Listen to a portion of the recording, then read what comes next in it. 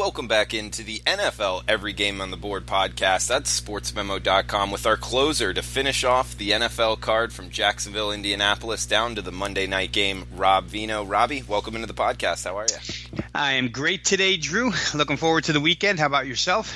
I'm doing good. Happy Friday to you, Robbie. Happy Friday to the listeners. We were just talking right before we started with, man, these November weeks are just flying by. The season is tuning in, but you're doing good this season. So, how are you feeling overall?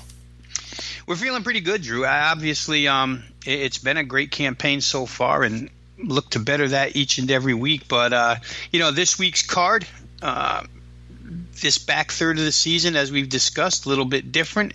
And it looks pretty solid to me. So we're actually expecting to have a great amount of success this weekend. So I feel pretty good about everything. Had a lot of college basketball going on, too. Had a 2-0 there last night. So we're running pretty hot right now.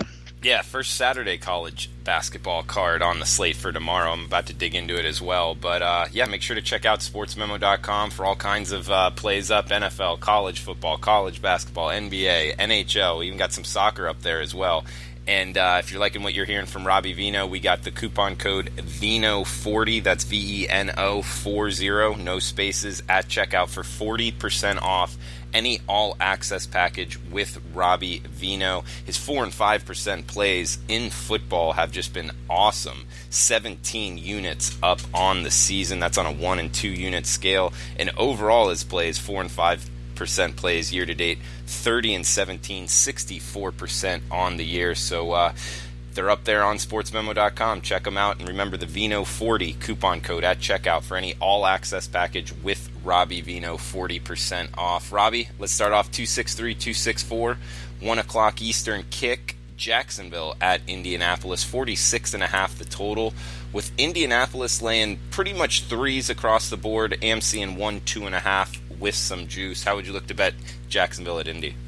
It's a big game, Drew. It's a big game for both sides here as far as divisional hopes go, as far as playoff hopes go. Both teams come in off a bye, which is good. They've had the extra week to prepare them. For Jacksonville, it was the extra week to help get Leonard Fournette healthy. Looks like he's a full go here this week against Indianapolis. The Jags have been without their leading rusher for a few games. Indianapolis run defense has been pretty good. Not sensational, but pretty good, giving up about 110 yards per game, not getting run over. Jacksonville's actually been worse defensively against the run, giving up 123. But I would expect that Fournette helps Blake Bortles and company out quite a bit here.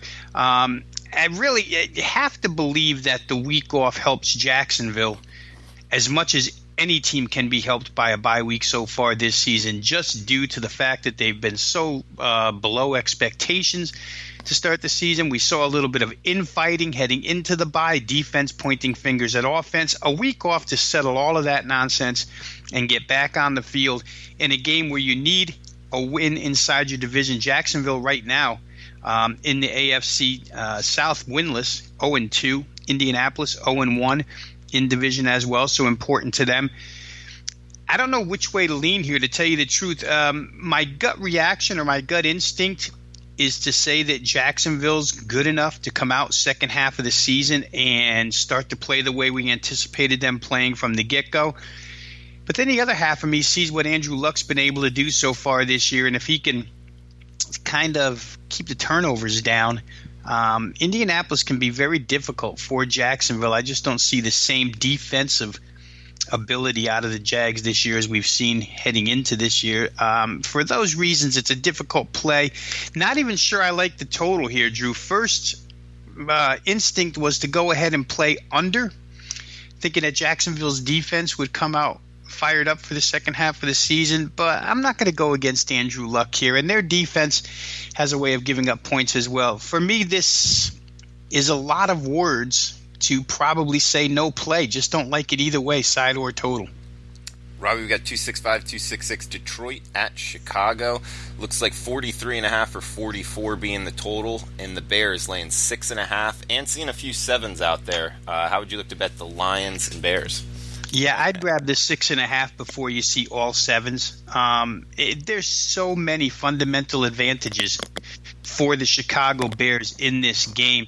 You can start with what shouldn't be a problem for the Lions, and that's their offense. A ton of questions this week asked externally, internally, about the Lions' offense. In last week's effort, only 209 total yards against the Minnesota Vikings. How it's gone awry? How come when they get to the red zone they can't score? Matt Stafford seems a bit baffled. He put it on his shoulders in a couple of quotes that I saw. But I don't know that those questions get answered against the Chicago Bear defense that is going to get Khalil Mack back for this game. They also will get Allen Robinson, starting wide receiver, back for this game. And one of the huge issues for the Lions on the defensive side of the football, Drew, is going to be that run defense, which ranks 30th in the NFL, giving up 142 yards per game. Chicago really exists offensively off of their running game. And right now they sit at number 7 in the league rush offense, number 3 in the league rush defense, just to show you how good the Bears have been at the point of attack, the line of scrimmage. When you sit inside the top 10 in both rush offense and rush defense, that's a pretty stout group. And it certainly towers over the numbers that the Lions defense has been able to put up this season. So there's just a ton of fundamental reasons to go ahead and play the Bears here. They're at home. It's a divisional contest just like the previous one we talked about. And for the Bears, believe it or not, they haven't won a game inside the division yet this year. They've only played one, but they lost that one. So in that race with Minnesota, they're both 5-3 overall right now. Chicago's going to have to start piling up some divisional wins. I think it starts here. I think the Lions are at a crossroads where they don't have a lot of answers from what I'm reading this week, and I think that'll show up on the field against the Bears. Robbie, we got the biggest, by far, point spread of the weekend in the NFL. Arizona at Kansas City, seeing 17s out there. Well, that's with the Chiefs laying the number at home, 49.5 the total. You know, it's tough to go against the Chiefs at any price. Well, I shouldn't say at any price, but at whatever the odds maker puts up right now, just because they've been able to cover every single week this year except for one. Last week, again, against the Cleveland Browns, they win by 16, cover the number. Jockeyed somewhere between the opener of 9 and the closer of 7.5. I know that bookmakers tend to turn 7.5s into 9s for teaser purposes. But that being said, the Chiefs have just gone out and covered and covered and covered again. And where the Arizona Cardinals are concerned, it's a totally different story. It's the worst offense in the National Football League, only putting up 13 points per game against an offense that puts up 30-plus by habit every time they walk out onto the field. So it's real hard to go against the Chiefs. But all that being said, in the NFL, laying this type of number, I don't really recommend ever. So you're getting the benefit of the key number here, Drew. You'll get 17. If you bet Kansas City, a 17-point win will cash for you. The 16.5 is a good number if you like the Chiefs to win big in this game. With the Chiefs laying this type of number, the first thing you have to look at is their defense, because it's been so vulnerable all season long. And it's still gives up in that area of 21 plus each and every week. Only once did they hold an opponent, or twice hold an opponent under 21 this season. That was Cincinnati and Jacksonville. Arizona might fit that bill, though. The offense has been so poor, they just might be held under 21 here, which would allow Kansas City some room. I'd probably hold my nose and play the Chiefs because I get the advantage of the key number. Don't like the total either way here. I need at least a halfway competent offense to go ahead and play Chiefs over. I don't know that their defense is good enough to play Chiefs under, so I lay off of that. But very, very, very slight lean towards Kansas City, just because you don't want to buck the train that's coming through, 8-1 against the number right now. Robbie, what are we supposed to do with the Oakland Raiders? I mean, they got, I guess, a little bit of extra time to prepare, but still, this team, it's a tricky handicap to say the least. But we got the LA Chargers at Oakland to take on the Raiders. They're also laying 10, so laying doubles on the road in the NFL. Don't see that every day. 50 the total. How would you look to bet the Chargers and Raiders? Yeah, two very, very opposite teams, Drew, because I think the best team in the NFL that nobody talks about is the LA Chargers. Right now, a very quiet 6-2. We've talked about them a couple times here on the podcast, but the fact that running game that they have now, combined with, it's hard to say that they're the best vertical deep passing team in the NFL because you have New Orleans out there as well, and I guess Patrick Mahomes and KC would rate very good with the deep ball too, but Phillip Rivers and his core of receivers pushing the ball downfield has been nearly unstoppable all season long, and the Raider pass defense is so vulnerable, allowing 263 pass yards per game. You can see quick scores out of the Chargers, and we've seen that a bunch this year, quick scores out of the Chargers through that passing game, sometimes even through the running game. With Melvin Gordon back now, they're that much better. The backs catch the ball out of the backfield. The Charger offense against the Raider defense, to me, seems to be as big a mismatch as you could possibly have. So they're going to score their share of points. The question becomes, can Oakland and Derek Carr, which still throws the ball pretty well, despite the fact that they lost Amari Cooper and they don't really run it well. They're so dependent on the pass. They throw it for 259 yards a game. But I'm from what I'm seeing, Drew, and my reaction to what Oakland will be able to do on offense here is probably not much. I think the Charger pass rush, which hasn't had Joey Bosa since all season, and he'll be back sometime soon. But they have found a way to manufacture pass rush, and the Oakland Raiders have found a way to get Derek Carr hit pretty consistently so far this season. He's been sacked 25 times overall. Chargers, like I say, a pretty good pass pressure defense. This is a case where I don't know that I would mind laying double digits. I mean, I said very, very, very slight lean toward KC, and I probably wouldn't play that at all, but I think I could get involved with the Chargers here. Raiders, when they made the trade for Amari Cooper, John Gruden kind of hinted that this team was going to be turned over to the running game and Doug Martin, and Doug Martin's status is even questionable for this game. So I think that the Chargers here, -10, it's a driven football team. Playing on the road for them is really no different than playing at home. We've seen what the Charger home crowds are like. I don't think the Oakland home crowd can help their team out very much at this point in time, so I'd probably look Chargers. Got another LA team here, Robbie, talking the LA Rams. They're hosting the Seattle Seahawks. 50 the total, with the Rams laying 9.5. Pretty much across the board at home.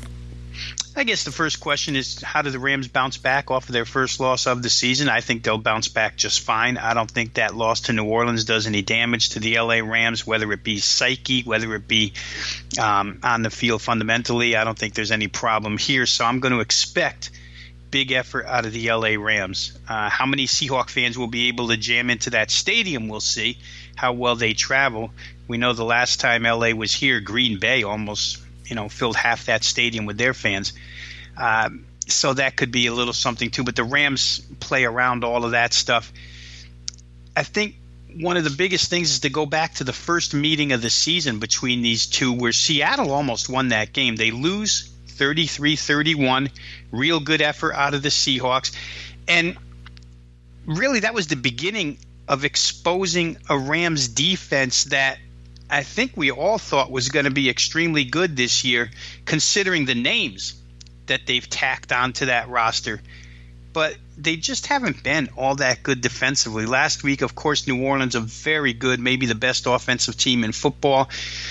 They give up 487 yards. The week before that against Green Bay, they give up 27 points. And if not for a fumble on a kickoff return, they had a chance to lose that game at home. Seattle did a good job getting 31 against them. Against competent teams that can score, LA's had trouble in the last 5 weeks or so. We'll see if Seattle can exploit that here. Russell Wilson obviously leaning on that ground game, which has been so improved, 137 yards a game. The Rams, a pretty good run defense, so that'll be a clash there. I think this game could turn out a lot like the way the first one did, Drew, as far as scoring is concerned. I can see a lot of points being scored here. With Cooper cut back at 100%, I know he was back last week, probably less than 100%, but now at full capacity, I don't think that the Seattle secondary, I talked about them a little bit last week, is not having any real good cover guys back there. And Bradley McDougald, the strong safety, was even hurt. So I think LA is going to do a real good job offensively here. But Seattle can match them, I think. Maybe not point for point, but at least enough points to get this thing over the total. Last week we had a Rams game that hit 80 against the Saints. Obviously we wouldn't look for 80 points here, but first game hit 64. And like I say, I think Seattle's diversified enough on offense now to continue to give LA trouble. So I might look over.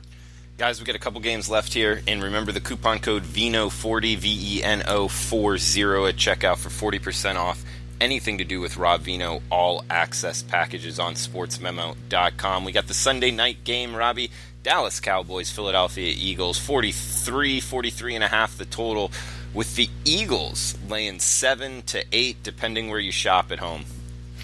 Yeah, I guess the common thought for an overwhelming majority this week here, Drew, is that this is the time for Philadelphia to hit the gas pedal and put that NFC East out of reach for everybody who's allowed them to hang around, whether it be Washington or Dallas. And, of course, the Giants have been abysmal all season long. But the Eagles haven't been themselves, and yet they find themselves in a great position to go ahead and win the division, starting here with a divisional matchup against the Dallas Cowboys.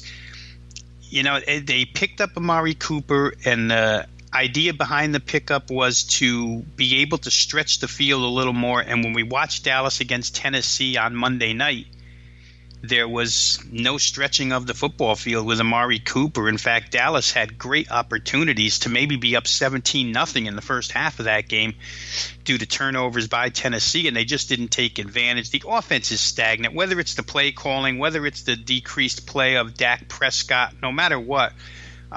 This offense doesn't strike a lot of fear into anybody, and as aggressive as the Eagles are on defense and as good as their defensive line rotation is, you could expect them to just show a bunch of guys within 3 yards, 5 yards of the line of scrimmage and dare Dak Prescott to go over the top of them and beat them.